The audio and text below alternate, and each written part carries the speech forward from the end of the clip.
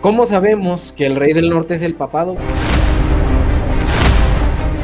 El rey del norte siempre ha sido el papado para el adventismo. Estos dos enemigos están enfrentados ancestralmente, musulmanes turcos con los católicos, con los cristianos católicos.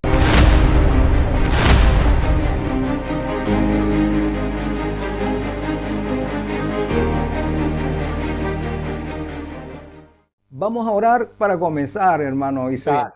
Sí. Querido Señor Jesús, en este momento, Señor, vamos a abrir las Sagradas Escrituras para aprender allí lo que necesitamos para nuestro tiempo. Suplicamos al Espíritu Santo que nos dé la unción, que nos dé el discernimiento espiritual que necesitamos para poder entender estas situaciones o estos eventos. Te ruego, querido Consolador, que les dé la unción a nuestro hermano el evangelista Isaac para que en su iluminación que tú le has dado, Señor, podamos tener aprendizaje hoy. En tu nombre, Señor Jesús, lo suplicamos con humildad. Amén. Amén. Ahora sí, mi hermano, adelante. Bueno, Daniel 11 es un capítulo, digamos, bastante extenso a nivel profético. Nos habla muchísimos eventos de la cadena, más de 2000 años de eventos de cadena profética.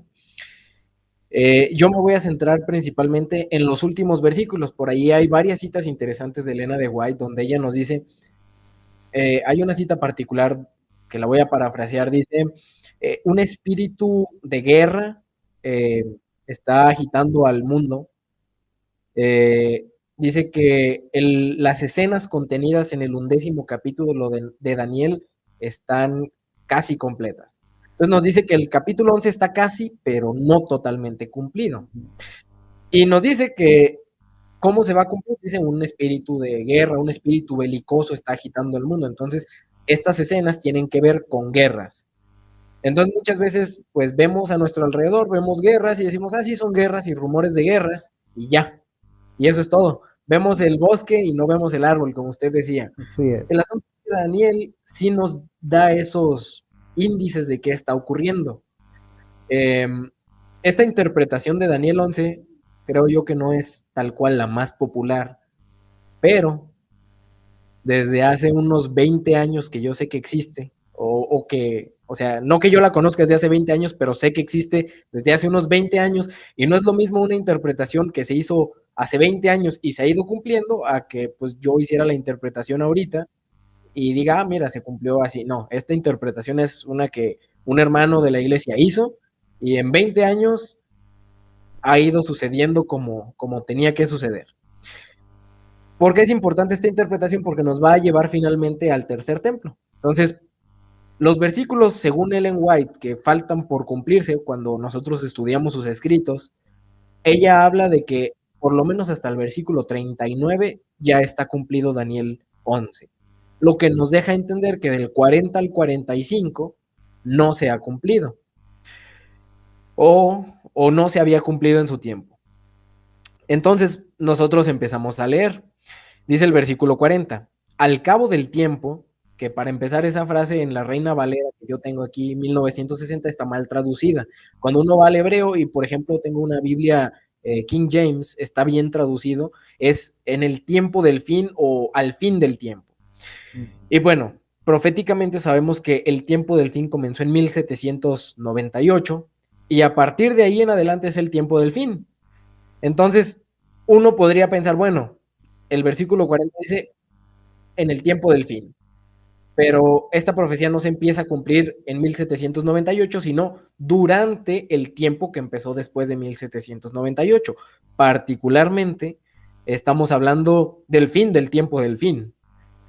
Entonces, en el tiempo del fin o al fin del tiempo, el rey del sur contenderá con él. ¿Con quién? El rey del sur contenderá con el rey del norte. Ya sabemos que el rey del norte es el papado. En este caso, el papado ya va a estar dado de la mano con Estados Unidos. Ya ha formado lo que Elena de White llama la Triple Alianza, lo que usted mencionaba hace ratito con Reagan, Juan Pablo II, la caída del muro de Berlín. Este evento ya está dado por hecho en el versículo 40. Pero ¿quién es el rey del sur? podríamos rastrear ciertas interpretaciones adventistas, y es que en algunos momentos varios adventistas llegaron a suponer que el rey del sur podría ser los musulmanes.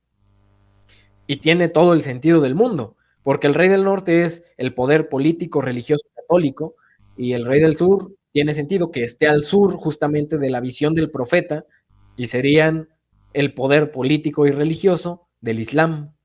Y hay varios adventistas, pioneros y predicadores laicos actualmente que manejan esta interpretación. Me imagino que a lo mejor usted está familiarizado con este libro de Marvin Maxwell, de Daniel y Apocalipsis, son unos tomos grandes. Y Marvin Maxwell en determinado momento él ya pone al rey del sur como el Islam y pone a las cruzadas en el contexto de Daniel 11, pero en los versículos como del 25 más o menos. Entonces, cuando hablamos aquí de que en el fin del tiempo el rey del sur contenderá con el rey del norte, es que estamos hablando de que el Islam va a contender contra la triple alianza, el papado y Estados Unidos. Y aquí yo pregunto, ¿hay algún momento en la historia donde el Islam haya atacado, atentado contra este poder Vaticano o Estados Unidos? ¿Le viene alguna imagen a la mente? La pregunta es interesante porque en las cruzadas católicos y musulmanes se enfrentaron, ¿verdad? Durante las cruzadas que hubo. Entonces ya desde allí hay un enfrentamiento, recordando que en la quinta trompeta surge este movimiento islámico con Mahoma, ¿no? Entonces esta es una religión que sube del abismo y está sumamente emparentada con el capítulo 11 de Apocalipsis, donde están los dos testigos fieles, porque allí tenemos también una cabeza que sube del abismo, que es el movimiento comunista, ¿verdad? Que se origina allí en la Revolución Francesa. Ambos son enemigos del rey del norte. Los musulmanes y el comunismo son enemigos del rey del norte.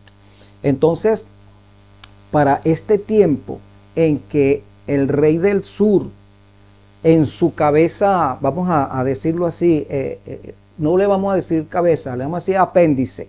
Esta es una cabeza que tiene dos apéndices, el comunismo y los musulmanes. Curiosamente, el comunismo apoya a los musulmanes bélicamente, ¿verdad? Ellos los apoyan, ellos están unidos. Entonces, estos dos poderes sí están enfrentando al apéndice que forman ahora al Vaticano y a los Estados Unidos. Entonces ellos son enemigos ya ancestrales. Fíjate que los Estados Unidos apoya a Israel. Los Estados Unidos como protestante, como lo que fue en su tiempo el pueblo de Dios, apoya a otra nación que en su tiempo fue pueblo de Dios también, los israelitas. Entonces ellos dos forman un bloque y el rey del sur o estas apéndices del rey del sur son enemigos de estos otros. Sí, y es interesante porque vamos a ver nombres específicos al respecto de esos países. Entonces, a lo que yo llego, Daniel 11 es un capítulo totalmente literal. Cuando hablamos de rey del norte y rey del sur a lo largo de todo el capítulo, el profeta lo hace entendiendo que el rey del norte está al norte de Israel y el rey del sur está al sur de Israel. Entonces, basados en esta visión, dice, al tiempo del fin, el rey del sur, que en este caso hablamos de los musulmanes, el Islam, en el tiempo del fin contenderá, atacará al rey del norte. Entonces, le preguntaba yo, ¿algún momento en el que el Islam haya atacado a Estados Unidos o al Vaticano le viene a la mente? Adelante, vamos a escuchar Muy bien. esa lección. Entonces respondo. Las Torres Gemelas es un evento bastante interesante, el 11 de septiembre. Yo ya había nacido para ese tiempo, pero estaba muy pequeño, ¿no? Pero personas más grandes que yo lo recuerdan y ellos saben que el evento del 11 de septiembre fue un parteaguas Sí, en la historia mundial. sí. Un parteaguas porque resulta que el rey del sur, el Islam, cometió un atentado terrorista no solo contra las torres, sino contra el Pentágono. Y entonces de pronto viene aquí, bueno, se supone que fue un ataque de falsa bandera, ¿no? Como que Estados Unidos lo planeó y luego inculpó a los musulmanes, pero hasta cierto punto es irónico porque estaban peleándose con estos grupos extremistas musulmanes creados por la misma CIA. Entonces, fuera ataque de falsa bandera o no, digamos que los datos están para saber que, aunque Estados Unidos manipuló el asunto, sí fueron los musulmanes, aunque manipulados, ¿no?, por la misma CIA, y fue un ataque del rey del sur al rey del norte. Sí. Entonces podríamos suponer que el versículo 40 está partiendo en ese momento. Entonces, ¿qué sigue del 11 de septiembre? Bueno, dice, y el rey del norte, versículo 40, se levantará contra él, el rey del sur, como una tempestad. Estados Unidos se levantó como una tempestad contra los países musulmanes, con carros y gente de a caballo y muchas naves, y entrará por las tierras, las invadirá y pasará. Y nos podría venir a la mente lo que pasó a partir de 2001, 2003, 2006, George Bush hizo todos estos movimientos, Irak, Afganistán, las supuestas armas de destrucción masiva que había, que al final no había, pero entró en las tierras, las invadió y las pasó como una tempestad. Y entonces llegamos al artículo 41. Dice, entrará en la tierra gloriosa.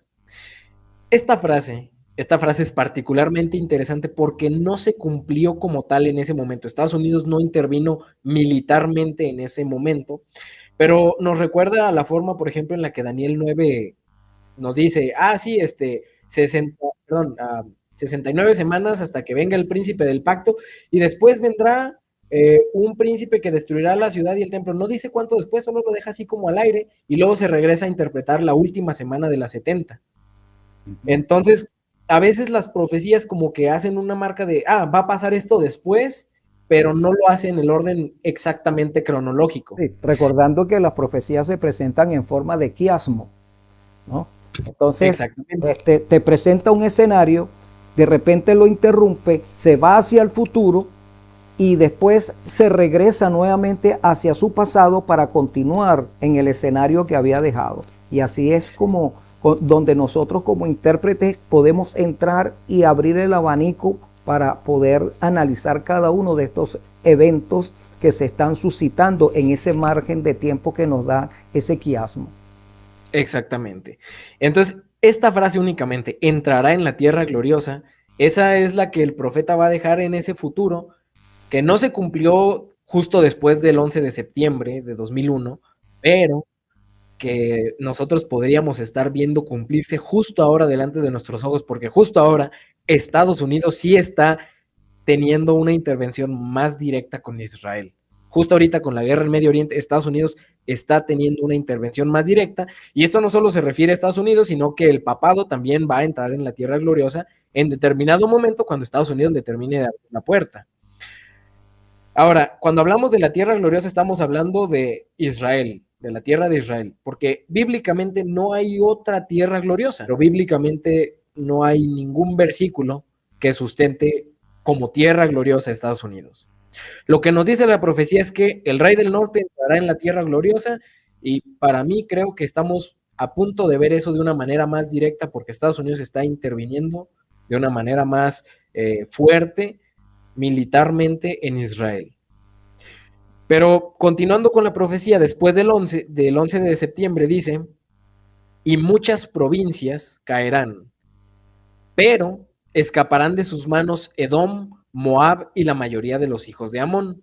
Entonces dice que durante todas estas guerras que iban a venir después, caerían muchas provincias excepto Edom, Moab y los hijos de Amón.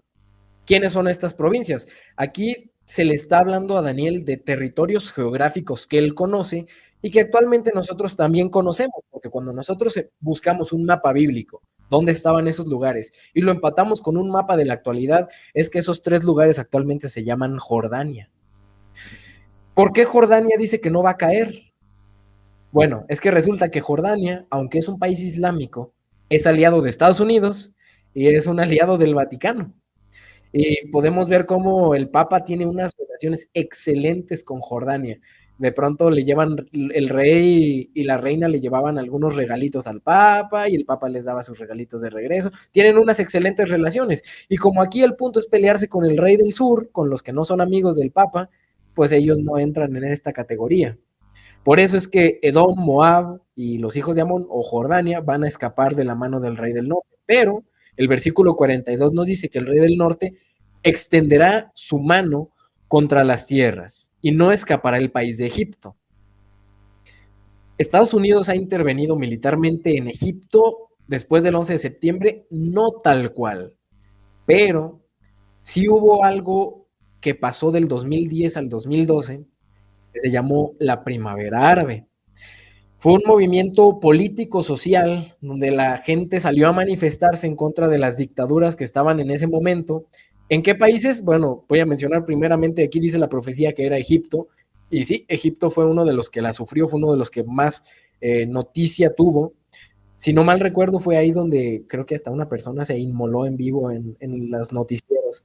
Pero el propósito de esto era derrocar estas dictaduras.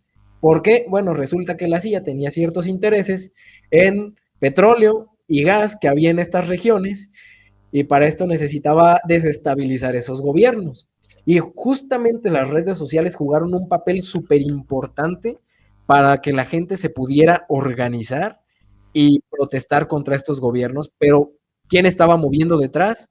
Estados Unidos. Entonces, dice que no escaparía el país de Egipto, y dice el versículo 43, se apoderará de los tesoros de oro y plata y de todas las cosas preciosas de Egipto.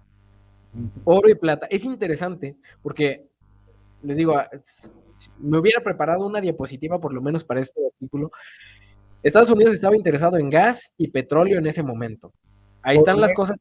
oro negro. Oro negro, pero fíjese que existen las fotos de militares de cuando fueron las invasiones a Irak y Afganistán, de unas bóvedas llenas de lingotes de oro, y esas han andado circulando por ahí, pero es interesante porque algunos políticos con las nuevas elecciones de Estados Unidos han estado haciendo las acusaciones de que lo que pasó en la primavera árabe fue justamente lo mismo que demuestran esas fotos de llevarse oro directamente por parte de Estados Unidos. Entonces, oro, gas, petróleo, pero todavía es más interesante que durante las protestas de la primavera árabe hubo algunos saqueos en Egipto y se robaron tesoros arqueológicos. Algunos se recuperaron, pero otros se vendieron en el mercado negro y bye, ¿no? Entonces, esto pasó en ese momento, de 2010 a 2012, la primavera árabe. Pero Egipto no fue el único afectado. Hubo otros países que Estados Unidos también desestabilizó. Siria es uno de los que no va a aparecer en la Biblia, pero los otros que voy a mencionar sí. Dice que se apoderaría de las cosas preciosas de Egipto. Dice, y los de Libia y Etiopía lo seguirán. Libia para ese tiempo tenía como dictadora Gaddafi. Y Gaddafi salió muerto de la primavera árabe. Gaddafi no salió, pero él estuvo protestando y reclamando que Estados Unidos quería el petróleo libio. Y pues eso sí pasó. Y Gaddafi ya no salió de ahí. Pero Etiopía es interesante porque Estados Unidos no desestabilizó o Etiopía no entró a la primavera árabe. Etiopía no fue uno de estos lugares, excepto que aquí se le está hablando a Daniel de la Etiopía bíblica, no de la Etiopía actual que nosotros tenemos. Y la Etiopía bíblica estaba conformada así de la Etiopía que conocemos, pero también del actual Yemen. Yemen era parte del reino etíope. De hecho, la reina etíope, la reina de Saba, que vino a visitar a Salomón, es que resulta que la ciudad de Saba está en Yemen. Me parece que se llama Mirab. Y, por ejemplo, bíblicamente podemos recordar, Madián está en esta misma zona del Yemen, de Arabia Saudita, por allí. Y se le llamaba, en algún momento, Miriam, la hermana de Moisés, la llama etíope. ¿Por qué la llaman etíope? Es que Etiopía, la bíblica, estaba conformada por estas dos zonas, la Etiopía actual y la Etiopía más del lado musulmán, que es el actual Yemen. Y Yemen, el actual Yemen, sí es un país que fue desestabilizado y creo que fue al que peor le fue en las protestas de la primavera árabe, porque mientras que las protestas para Egipto, para Libia y para Siria terminaron en 2011, Yemen duró todo 2012 todavía en un conflicto bastante duro. Y lo mismo, gas, petróleo, etcétera. Entonces, estas provincias cayeron y la profecía nos está llevando ya de 2001 a 2010 a 2012. Pero luego vamos a avanzar más. Versículo 44. Pero noticias del oriente y del norte lo atemorizarán. ¿A quién? Noticias del oriente y del norte atemorizan al rey del norte. ¿Hay alguna potencia al norte y alguna potencia al oriente que puedan atemorizar a Estados Unidos, como Rusia o China? Y curiosamente son potencias que Elena de White menciona a nivel profético en los últimos tiempos, y es más irónico cuando pensamos que son los países que alguna vez fueron comunistas y que están apoyando a los musulmanes como bloque opuesto al bloque estadounidense. Entonces aquí dice que noticias del oriente y del norte atemorizarían al rey del norte, Estados Unidos y el Vaticano, y este saldría con gran ira para ir y destruir y matar a muchos. Y aquí es justo donde nosotros estamos poniendo los pies ahorita en la profecía, porque no solo son enemigos China, Rusia y estos países de Estados Unidos, sino también del Vaticano. Porque el Vaticano no la ha tenido fácil para entrar en esos países. Todo lo que fue la caída del comunismo, el muro de Berlín, y digamos que el catolicismo pudo entrar, pero predomina el catolicismo ortodoxo. Y han querido hacer como este ecumenismo con ellos.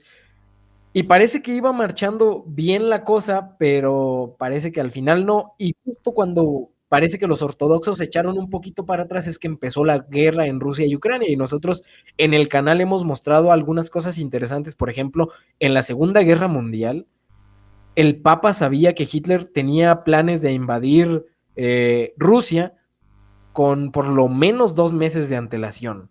¿Y qué hizo él? Enviar jesuitas con el pretexto de ayuda humanitaria, pero iban como espías.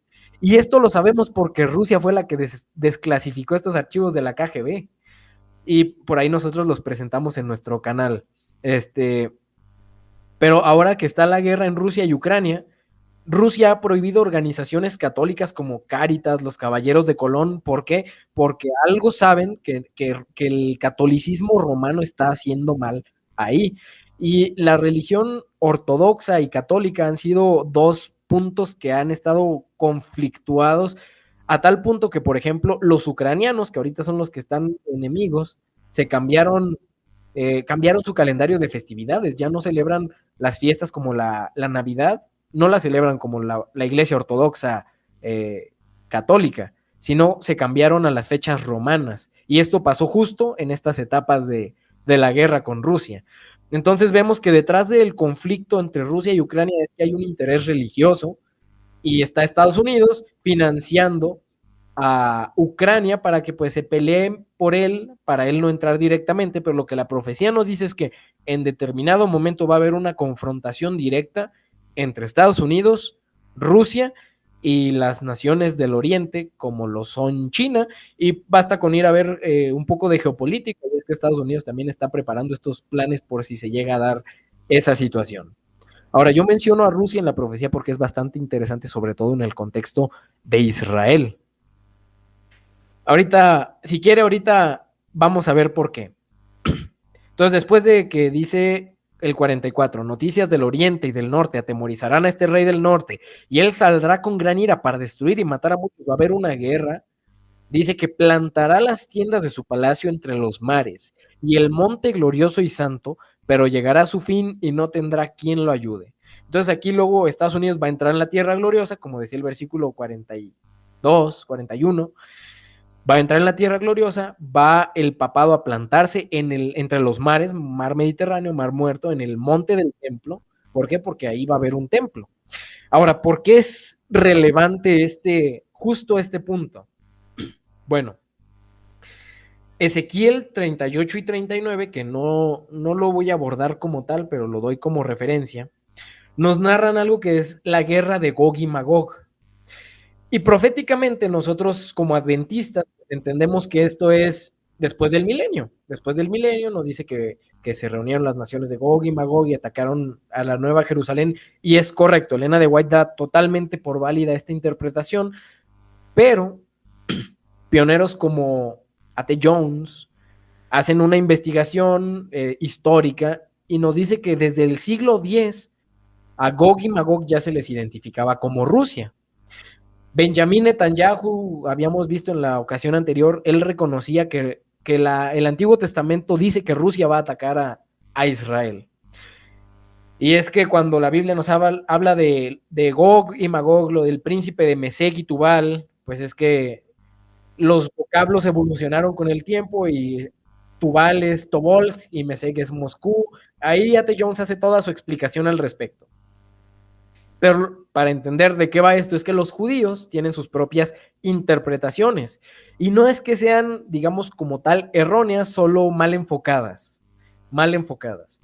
Entonces, cuando ellos leen Ezequiel 38 y 39, ellos ven la guerra de Gog y Magog y entienden que Rusia va a atacarlos en determinado momento, pero ¿qué va a permitir esto? Que luego se cumpla el capítulo 40, que es el templo que Ezequiel describe, que nosotros entendemos en una interpretación, digamos, espiritual, y es correcto, pero ellos, llevados por este plan sionista y que no es divino, van en esta línea de nuevo templo. Y aquí es donde se pone interesante, porque es justo lo que parece que está pasando ahorita. Yo los invitaría a ver algo de noticias, porque esto no es, digamos, nuevo, esto se ha planteado ya de hace bastante tiempo, pero ahorita lo que está pasando en Medio Oriente es que parece que Rusia ya está por meter las manos en el conflicto, Estados Unidos ya también está por meter las manos en el conflicto, porque Israel pues se ha hecho de muchos enemigos. Entonces, cuando nosotros vemos el nombre Rusia e Israel en un conflicto, tal vez no suene mucho para algunos, pero para los judíos esto significa que va a haber un tercer templo. Y para nosotros el hecho de que haya un tercer templo significa que el anticristo, Satanás y el Papa están a las puertas. Entonces, es interesante, yo digo, porque esta interpretación es de hace 20 años más o menos, cuando todavía no pasaba la mayor parte de estas cosas, pero en 20 años se han venido cumpliendo como la Biblia lo dijo. Entonces, los judíos están esperando este tercer templo, pero el paso previo es la intervención militar de Rusia. Y si vemos las noticias, parece que estamos por entrar en esa etapa. No sé qué opine usted del asunto. Bueno, está interesante lo que estás planteando. Por los últimos comentarios que escuchamos al presidente Trump referente a cómo él va a enfrentar esta política internacional, pues ya la prensa nos ha alertado al respecto de cómo China y Rusia están acercándose a él, ¿no?, para entrar en negociaciones. Ajá. Eso es interesante. El presidente también ha prometido a los cristianos gobernar con ellos, y él expresó que donde haya un cristiano sufriendo, él va a entrar para hacerle justicia a ese cristiano. O sea que si estos cristianos están en el Islam, en cualquier país islámico, él va a entrar allí para hacerle justicia a ese cristiano. Si está en la China, él va a entrar allí para defender a los cristianos. O sea, ya es como decir, ahora está hablando como un dragón. No te tengo miedo. Si tú atentas contra mí, contra alguno de mis cristianos, yo voy a agredirte. Yo voy a resolver eso. Entonces, Trump está hablando en ese sentido. Ahora, viendo el panorama un poco más abierto, pues tú has detallado bastante enfocado lo que es el aspecto político y bélico. Ahora vamos a verlo desde este otro punto de vista. Tú tienes un dispositivo que se llama HAARP. Yo tengo otro dispositivo que se llama HAARP. El primo tuyo tiene un HAARP. El sobrino tuyo tiene un HAARP. Haciendo el ejemplo de que las potencias del mundo, las superpotencias, tienen un HAARP. Estados Unidos tiene 2. Y entonces decimos, va a haber una guerra. Pero ¿y si nosotros ya estamos inmersos en la guerra? Pero hay una guerra ahora con la cual yo te puedo agredir utilizando al clima, utilizando a la naturaleza, yo te puedo agredir. Y es lo que estamos viendo actualmente. Ciclones, maremotos, ¿verdad? caída de granizo. En lugares donde nunca había granizo, está cayendo granizo. Vemos lluvias torrentosas en épocas del año que no lo son. En España ahorita tenemos a unas danas que la gente se queda pasmada porque dice, esto nunca ha sucedido. O sea, nosotros estamos solamente, la humanidad está viendo lo que puede palpar, pero detrás de eso, los intereses políticos de las potencias están respondiendo a una agenda que se denomina 2030. Ellos necesitan, ellos se están presentando, vamos a presentar este escenario. Ellos se están mostrando como que si fuesen enemigos, pero realmente ellos están asociados con un fin específico, ¿no? Entonces la humanidad está engañada. Muchos preguntan, bueno, ¿estos son juicios de Dios o son el mismo hombre actuando para destruirse a sí mismo? Pero no es para, en la mente de ellos no está para destruirse a sí mismo, sino vamos a destruir gran parte de esta población que nos estorba, porque necesitamos resolver un problema económico, un problema alimentario. Esto es demasiada gente. Y para unificar, para tener una sola religión, para tener un solo gobierno, que es a donde se está apuntando, y allí es donde vamos a regresar allí al capítulo 17, ¿verdad? Donde la forma en que se va a parcelar la tierra en estos 10 reinos que le van a dar el poder al anticristo, ¿no? Entraría en juego. Nosotros estamos viendo solamente, estamos viendo una película, pero no estamos viendo al que dirige la película, no estamos viendo al que la produce, ¿verdad? Que es, no sé si me estoy haciendo entender. Tenemos una guerra, pero que no es guerra. ¿Ves? Sí. Es una guerra, pero que no es guerra. Tenemos unos enemigos, pero ellos no son enemigos. Ellos están presentando una fachada para mantener a la humanidad cautiva hasta que se desarrolle el plan. Trump dijo, yo tengo un secreto que comparto con fulano. Ese pequeño secreto lo llevó a la presidencia y él no lo va a revelar sino cuando sea preciso. Entonces, ¿cuál será ese secreto que tiene este hombre? No van a votar más, ya no van a votar más. ¿No será que en este plan, en esta Agenda 2030, bueno, ya se logra el hecho de que se establece un solo gobierno, ya no va a haber voto, el pueblo ya no va a necesitar votar más, y se va a establecer una religión? O sea, y en esa religión que está próximo a venir, entonces recordamos que todos los países del mundo, cristianos y no cristianos, están esperando un Mesías, están esperando no a Cristo, sino están esperando un Mesías, y ellos le tienen su nombre asignado a ese Mesías. Y entonces vamos, ¿dónde puede ser para los cristianos, católicos y no católicos, protestantes, X? Todo lo que se denominan católicos también tienen sus esperanzas que parezca el Mesías y el lapso de tiempo, el milenio de paz, para que todas las cosas se van a resolver y vamos a vivir eternamente en este planeta sin problemas porque ya llegó el Mesías. El Mesías ¿dónde va a llegar el Mesías para que sea bien creído, para que sea aceptado? Pues en las tierras orientales, porque allá donde está el nacimiento de todas las religiones fue en el oriente, y allá donde va a aparecer los Mesías van a aparecer allá.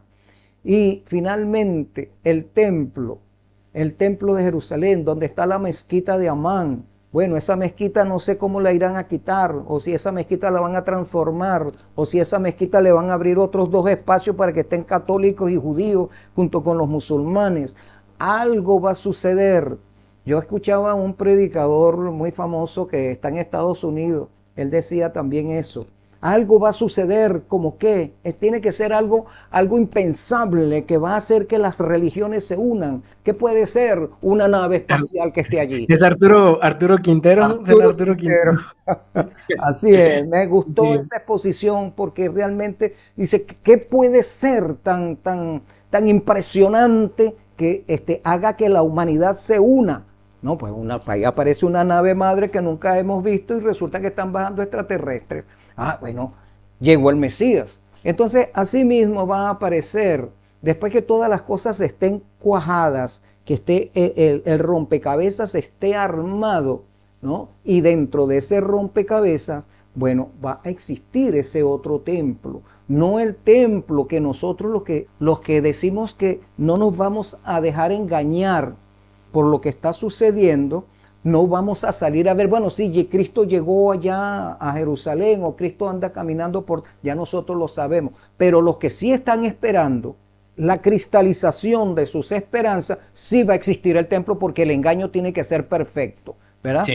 Un engaño perfecto. Entonces está el templo y aparece el Mesías allí. Entonces cuando dice allí, hermano Isaac, pero noticias del oriente y del norte, nosotros sabemos que la puerta hacia el hogar de la deidad, hacia el santuario en nuestro sistema está por el por el oriente. Por allí es donde vienen todos los mensajeros mandados desde el santuario, entran a nuestro sistema por el oriente, pero también del norte, ¿no? Donde está el trono de Dios orientado hacia el norte. Esas noticias, ¿cuáles serán esas noticias?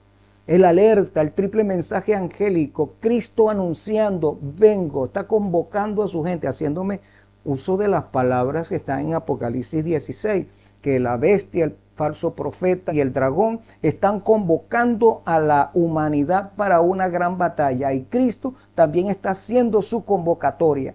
Entonces, apartándonos un poquito de lo que es el aspecto bélico, de lo que vemos, vamos a entrar en el terreno de lo que no vemos, ¿no? Y vamos a ver actuando a dos poderes, el bien y el mal, en el mundo espiritual, combatiendo, y entonces Satanás sabe, ya Satanás, que es propiamente el rey del norte, cuando él esté gobernando, él asume ese control, él es el rey del norte, y entonces las noticias que vienen del norte y del oriente lo van a intimidar, lo van a atemorizar, y entonces va a salir con gran ira para destruir a todo aquel que no acepte el día de reposo de la tierra, para destruir y matar a muchos. No dice que va a matar a todos, los muchos son los que se le oponen, ¿verdad?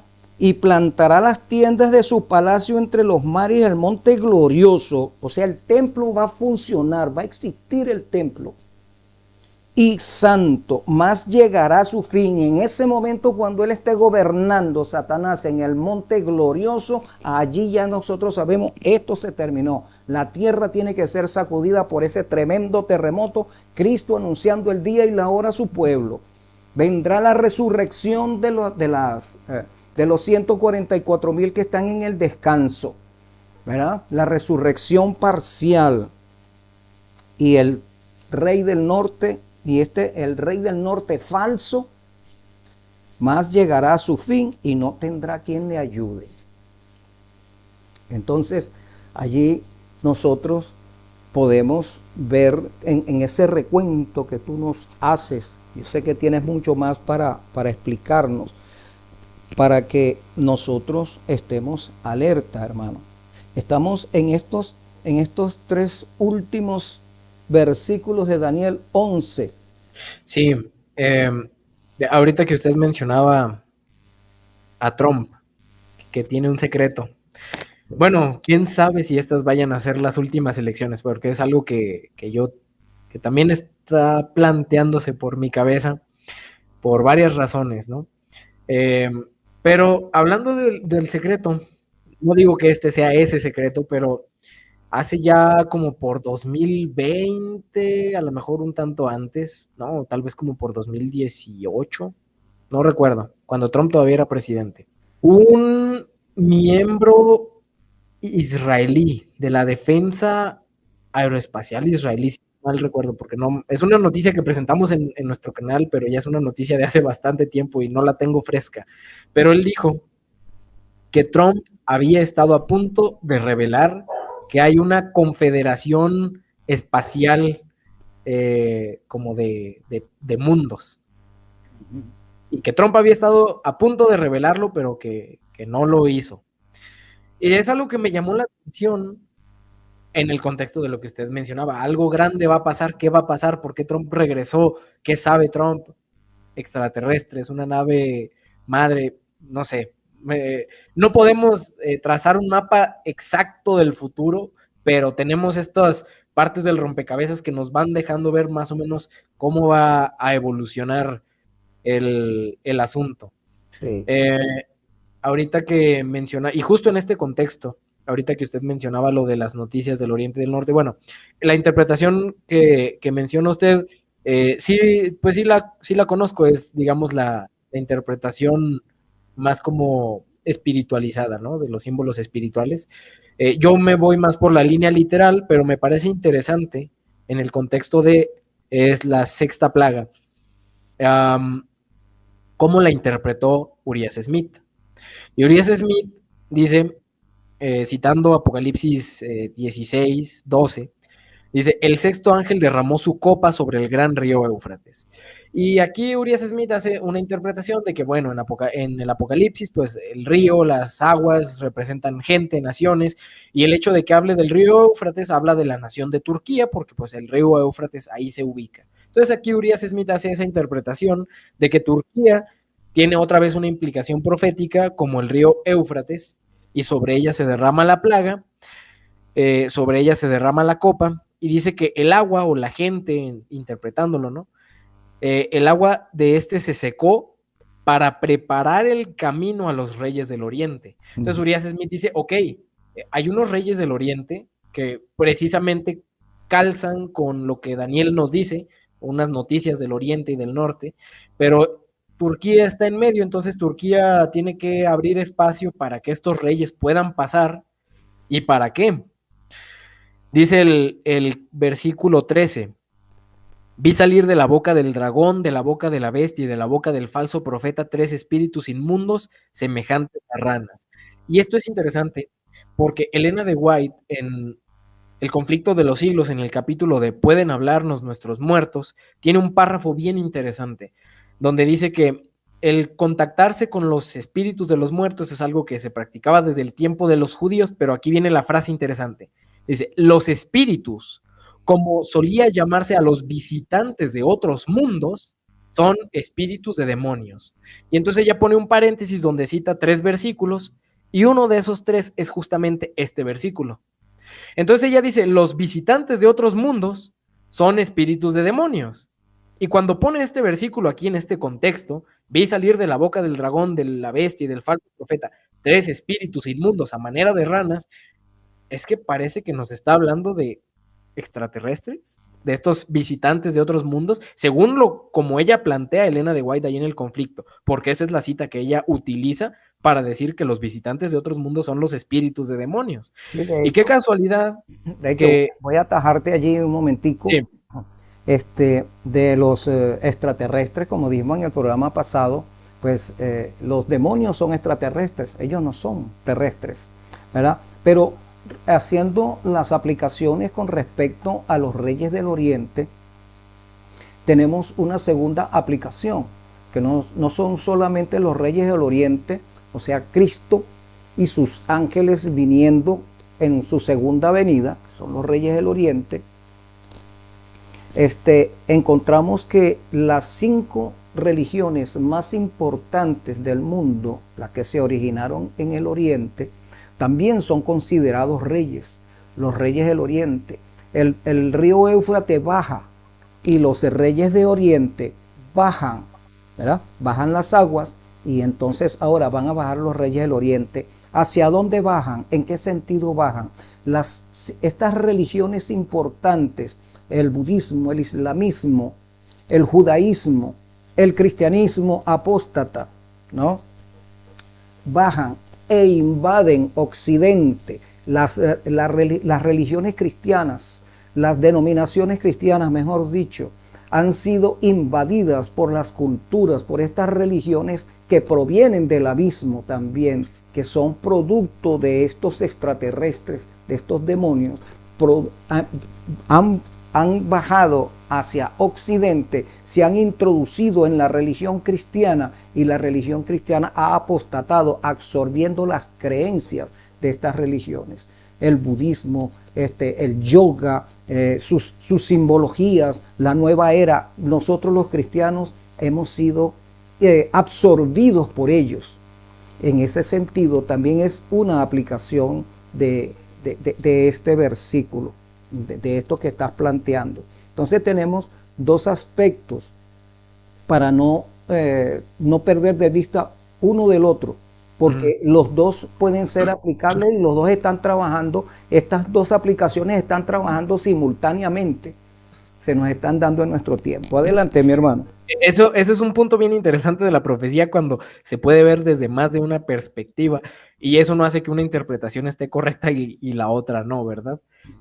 Aquí le digo, yo me estoy basando pues principalmente a la que hizo Urias Smith, donde pone a Turquía, a los reyes literales de Oriente como China, Corea del Norte, pero llego al versículo, eh, dice que eran 3 espíritus inmundos a manera de ranas.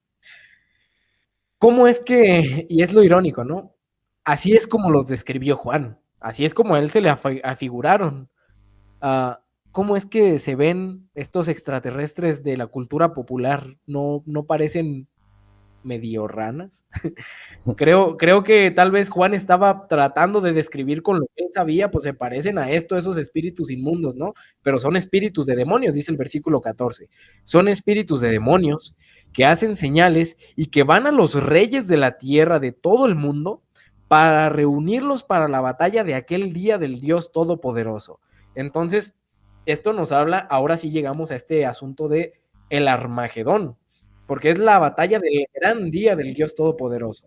Entonces, estos reyes del Oriente, las naciones de Oriente que van a venir a conflictuar con este asunto, el norte, Rusia, de todo esto, vienen reunidos por quienes, por los demonios para una gran batalla, y se le llama la batalla del gran día, y aquí es justamente porque muchos dicen, es que el Armagedón es después del milenio.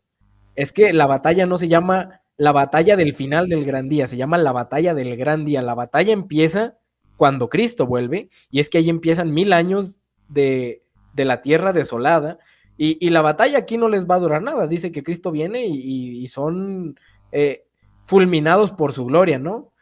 Pero esa batalla va a quedar, digamos, pausada hasta que regrese con la Nueva Jerusalén, y ahora sí es que Satanás junta a todos y los reúne ahora sí, pues a terminar lo que habían querido empezar en algún momento 1000 años antes. Por eso es que es la batalla del gran día. Entonces aquí es donde se pone interesante que diga, reunió a las naciones de Gog y Magog, pues es que Rusia va a estar allí y pues parece que va a tener un papel interesante tanto antes como después del milenio, ¿no? Claro, ahorita está la convocatoria. Ahorita Sí. los 13 espíritus inmundos de manera eterna están convocando a la gente. Nosotros dividimos este coso en estas tres parcelas del catolicismo, el protestantismo y el espiritismo. Ya sabemos, el catolicismo ya está plenamente identificado, el protestantismo plenamente identificado. Ahora, ¿dónde podemos ubicar al comunismo, al islamismo, al budismo, al judaísmo? ¿Dónde? En el espiritismo, en el dragón. El dragón gobierna esa área, mientras, aunque él gobierna las tres áreas, ¿verdad? Pero él está enfocado en el espiritismo. Esta gente que no son católicos, no son protestantes, bueno, él las aglutina. Y el catolicismo y el protestantismo también están respondiendo a sus propios intereses. Por eso es que a Satanás no le va a resultar difícil poder cumplir el propósito ecuménico, porque él es el orquestador de todas estas culturas y religiones. Entonces, cuando a él le convenga, ¿no?, que ya estamos en esa postrimería de esa conveniencia para él aparecer, entonces a él no le va a resultar difícil hacer que todas estas culturas y estas religiones queden unidas bajo su estandarte. Así es. Y mencionando este asunto, es que hablamos de una religión global, decíamos, es que no va a ser una serie de conceptos de que vengan a decirnos, es que ya no puedes ser musulmán, tienes que creer en el Dios cristiano. Eso a lo mejor va a pasar ya que venga Satanás. Pero antes de eso, la religión que se va a instituir es en puntos en común, y especialmente vamos a verlo, es una religión ambiental. Y es lo que usted decía, es esta Agenda 2030 con los 10 mandamientos ambientales que se pusieron por allí hace un par de años, ¿no? en el monte Sinaí, según Sí. estas gentes, ¿no? Y sabes que Este, hay un párrafo en el libro Maranata donde ajá, dice que una vez que se haya, que Satanás va a aparecer, una vez que se hayan abolido sobre la tierra los 10 mandamientos. Y eso me llama mucho la atención porque ya los 10 mandamientos fueron abolidos en ese momento que tú mencionas. Ahí en el Sinaí ya fue en los 10 mandamientos, esas tablas fueron quebradas simbólicamente. El mundo dijo, eso no nos sirve, y han establecido sus 10 mandamientos ambientales. Entonces, de ese momento en que los 10 mandamientos han quedado abolidos oficialmente, ¿verdad? Para establecer estos otros, ¿qué tiempo nos queda para que aparezca Satanás verdaderamente sobre esta tierra? justamente usted lo dice y es interesante. La pregunta, ¿cuánto tiempo nos queda, no? Yo aquí los invito, hay que agarrar nuestra Biblia y decirle a Dios que nos ayude a ver más allá de lo que a veces vemos, ¿no? Me viene a la mente a Segunda de Tesalonicenses 2, porque usted decía, hablando de de este abolir los mandamientos, ¿no? Dice que Cristo no vendrá sin que antes venga la apostasía y se manifieste el hombre de pecado. Y este hombre de pecado, este anticristo, viene en un plan ambiental, pero viene junto con la apostasía y se me hace triste e irónico, es triste. Porque cuando pasó eso de los 10 mandamientos verdes, es que tuvimos representación adventista en ese evento. Sí. Hubo representación adventista. Entonces es triste, ¿no? Pero nos da indicios de que, sea como sea, estamos a nada de que eso pase. Ahora, cuando nosotros hablamos, por ejemplo, estábamos hablando del tercer templo, ¿no? Y eso es algo que se me pasó presentar aquí. Los judíos tienen una interpretación que, oh, es para volar la cabeza. Daniel 11 va pegado, va junto con Daniel 12. Y Daniel 12 por ahí nos da una cita que desde que se ha quitado el continuo para poner la abominación desoladora habrá 1290 días y 1335 días, ¿no? Esa interpretación, digamos, adventistamente, pues puede verse desde otras perspectivas, pero los judíos tienen su propia interpretación de eso. Y eso yo porque sigo, digamos, canales judíos para más o menos estar informado, ver por qué línea van, etcétera, ¿no? Y me llamó tanto la atención, porque para empezar, los judíos no creen que estemos cerca de los 6000 años. Según su calendario faltan como 210 años. Pero este judío dijo, bueno, si está mal nuestro calendario, pues solo va a ser cuestión de que llegue el Mesías y nosotros pues ya lo acomodamos. Y pues ya vamos a saber que estaba mal.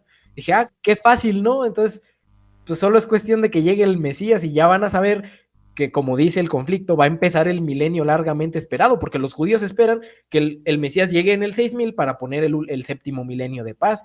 Dije, rayos, esto coincide con el conflicto de los siglos y los judíos no se dan cuenta, pero cuando ellos interpretan estos 1290 y 1335 días, tiene mucho que ver con la caída del templo en el año 70, pero tiene mucho que ver también con la mezquita, la cúpula dorada del monte del templo, porque ellos dicen que esa cúpula es la abominación desoladora. Entonces esa abominación ellos ya le tienen algunas fechas y no dijeron, porque el mismo judío dijo, bueno, sabemos que esa mezquita se puso ahí, que esa es la abominación desoladora y ahí empezó esa cuenta. Y dije, chis, vamos a ver. Entonces ya yo me puse a hacer mis cuentas y el judío dijo, y bueno, podemos hacer los cálculos que queramos. Lo importante es que el Mesías ya va a venir. Él no dijo más allá de que, como de que allí se comienza ese cálculo. Y yo hice el cálculo aproximadamente y dije, entonces creo que los judíos están esperando algo relevante, tal vez la caída de las mezquitas o la construcción del templo, algo por el estilo relacionado a eso, aproximadamente en unos 2 años. Según la interpretación judía, ellos ya contemplan en tal vez unos 2 años ese templo. Ujú. Y entonces, o sea, esto no es una interpretación divina, esto es una interpretación de ellos. Y yo entonces empecé a armar ahí algunas piezas y lo presentamos por ahí en algún video de nuestro canal. Y no decimos que va a ser así tal cual. Al final de cuentas, Dios es el que tiene la última palabra, pero es importante ver cómo Satanás está moviendo sus hilos. Y se me hace interesante que él se mueva ya bajo ciertos lineamientos de tiempo. Porque la agenda la agenda del ambiente no se llama agenda para salvar el ambiente en algún momento cuando se pueda, se llama Agenda 2030, o sea, desde 2020 hasta 2030. El Papa en 2021 hizo una afirmación bien interesante que por ahí está en las noticias, nosotros lo presentamos en nuestro canal, dijo, tenemos 7 años para que la encíclica Laudato Si, que es la madre o el centro de la Agenda 2030, que es la que maneja que es la que tiene el domingo bien puesto, dice, tenemos 7 años para que esa esté funcionando. Y dije, 7 años, pues según las cuentas del Papa, eso ya es como 2028. Los judíos ya ven el templo como dentro de unos 2 años, entonces eso nos está dejando un margen de tiempo muy, pero muy pequeño. Y entonces es cuando uno empieza a preguntarse si nosotros deberíamos de empezar a estudiar el asunto del tiempo. Y la respuesta creo que la podemos encontrar, por ejemplo, en Apocalipsis 12, versículo 12. Dice, por lo cual alegraos cielos y los que moráis en ellos. Ay de los moradores de la tierra y del mar, porque el diablo ha descendido a vosotros con gran ira sabiendo que tiene poco tiempo. Entonces Satanás tiene una idea de un tiempo que le queda y parece que tiene esta idea por lo menos desde hace 2000 años cuando se cumplió esta parte de la profecía. Entonces, por lo menos desde hace 2000 años él ya sabía que tenía como 2000 años para trabajar. ¿Hasta dónde llega el conocimiento de Satanás para marcar 2030, digamos, como una fecha límite? O 2028, según la línea del Papa Francisco, ¿no? Y, por ejemplo, recordamos a los demonios, a los endemoniados gadarenos, ¿no? Cuando llega Jesús y estos endemoniados le dicen, ¿has venido a juzgarnos antes de tiempo? Entonces, los demonios tienen el conocimiento de un tiempo que mismo Pablo dice, Dios ha establecido un día en el que debe juzgar al mundo. Entonces, eso tal vez debería hacernos preguntar hasta dónde nosotros podemos saber más o menos cuánto tiempo nos queda para que sucedan estas cosas, ¿no? Así es. Así es. Especialmente viendo cómo se vienen cumpliendo los planes satánicos. Supongo que si Satanás tiene planes, Dios tiene que tener los suyos. Así es. Nosotros sabemos que David tenía un comando de hombres especialistas en el tiempo, ¿no? Sí. Nosotros también deberíamos ser ese comando en nuestro tiempo. Hombres que conozcamos los tiempos, los eventos, para no andar a ciegas. Por eso es que necesitamos el colirio que dice el testigo fiel y verdadero, ¿verdad? Debemos tener colirio porque estamos enceguecidos. Algunos queremos estar ciegos voluntariamente. Otros porque no nos gusta que nos hablen de estas cosas. Y cuando hablamos, entonces dicen, no, usted es un amarillista, usted es un...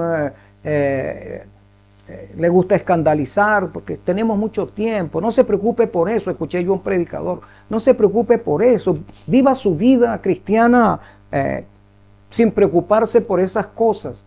Lo que tiene que acontecer, acontecerá. Pero es que el asunto no es eso. Hay una doctrina, mi hermano, que es la doctrina del juicio de los vivos, que nadie quiere hablar de eso. Eso es tabú, no lo toques. No, nosotros sí lo hacemos. Amén, gloria a Dios. Entonces cuando alguien lo asoma es como que si le dieran un campanazo, epa, frénate, no sigas hablando de eso. Y entonces sacan unos textos del don profético y que total que envuelven, echan una cortina de humo sobre el mensaje y la cristiandad, la feligresía queda otra vez estupefactos. No está pasando nada, todavía estamos en el juicio de los muertos, no está pasando nada. Entonces yo me pregunto, ¿cuántos años necesitó Cristo en el día de expiación? Pues nosotros decimos que el día de expiación comenzó en 1844 sí. Y ya llevamos 180 sí. años de ese día de expiación y todavía no se han acabado los muertos para juzgar. No. Imagínate eso. No. Entonces, en el día de expiación propiamente dicho, se necesitaban un día de 24 horas y todos los muertos y todos los vivos quedaban juzgados allí en un solo día, 24 horas. Pero ahora el Señor Jesús necesita 180 años y todavía no ha terminado con el juicio de los muertos. Entonces, cuando nosotros le decimos a la feligresía que no se preocupe por ese juicio porque todavía no ha comenzado, ¿verdad? Que no nos preocupemos por los eventos que están sucediendo porque al final y al cabo nosotros somos el pueblo de Dios y el Señor nos va a salvar sin ningún problema. ¿Qué estamos haciendo? Entonces, estos mensajes, así como los tuyos, mi hermano, son necesarios para alertar a nuestro pueblo que no debemos estar confiados. No hay tiempo para confiarse. Lo santo que fuimos ayer no nos sirve para hoy. Lo de hoy no nos sirve para mañana. Estamos en un día de expiación, juicio. Así es. Es eso, temor y temblor. Entonces, hay cosas que ya no podemos estarlas tapando el sol con un dedo. No, son evidentes. Los que no quieran verlo voluntariamente, bueno, ya cerraron su puerta de la gracia, porque esa es la otra. La puerta de la gracia todavía no se va a cerrar. Se está cerrando sobre un pueblo que comenzó en 1844. Se está cerrando para poder dar paso al fuerte pregón. Se necesita cerrar una puerta. Sí. Se necesita cerrar eso, porque el Señor, el Espíritu Santo, no va a dar el fuerte pregón con un pueblo que no ha completado su proceso de sellamiento. Así es. Pero no hables de eso. No hables de eso porque te podemos excluir. Mire, pues si no me excluye, y en otro momento tenemos un tema de estos, podríamos hablar del juicio de los vivos. Podríamos hablar, por ejemplo, de la postura que nosotros tenemos sobre el juicio de los vivos. Muy bien. Es un tema interesante. Vamos a dejar entonces ese tema para la próxima entrevista, hermano Isaac. Me complace mucho haber conversado contigo nuevamente hoy. Y tenemos que seguir estudiando y no dejarnos engañar por las percepciones de aquellos profetas que les gusta decirle a los reyes lo que ellos quieren escuchar. No, tenemos que escuchar al profeta porque nosotros seremos tildados a partir de ahora, dentro de muy poco, porque el año 2025 es crucial. El 2025 van a comenzar a sucederse una serie de eventos que están en la profecía. Entonces, nosotros vamos a ser tildados como los profetas del desastre. Pues ellos dicen que todo lo van a arreglar, vamos a entrar en el milenio de paz, que lo otro que tal, y ustedes se la pasan diciéndonos que eso no va a suceder, que no va a haber paz, que todo va a ser un desastre, que esto se va a acabar. Ustedes son unos profetas del desastre, y realmente lo somos, porque Jeremías fue un profeta del desastre. Ezequiel, profetas llorones. Del desastre. Sí, entonces son profetas de desastre, porque a los hombres en pecado, a los hombres que están contentos con este mundo, cristianos y no cristianos, no les gusta que les digan eso, que esto se tiene que terminar, que el pecado debe acabarse, que Satanás tiene que pagar su deuda, que nosotros tenemos que afinar nuestras vidas con Cristo, que nosotros tenemos que estar pendientes de un día de expiación que está sobre nosotros, que la puerta de la gracia está a punto de cerrarse para unos para dar paso a los otros que vienen en la 11ª hora subiendo. Sí, entonces no podemos callar, hermano querido. Así es. Muy bien, entonces para la próxima entrevista, toma esas notas. Muy bien. ¿No? Y las vamos a presentar, vamos a comentarlas. Si yo puedo estar en una apreciación, estoy pasando por alto algo en mis apreciaciones, tú puedes tener ese alerta y así sucesivamente. Mire, me imagino que vamos a tener tal vez algunos puntos de vista diferentes, pero no hay, o sea, tampoco es una razón para no dialogarlas, yo creo.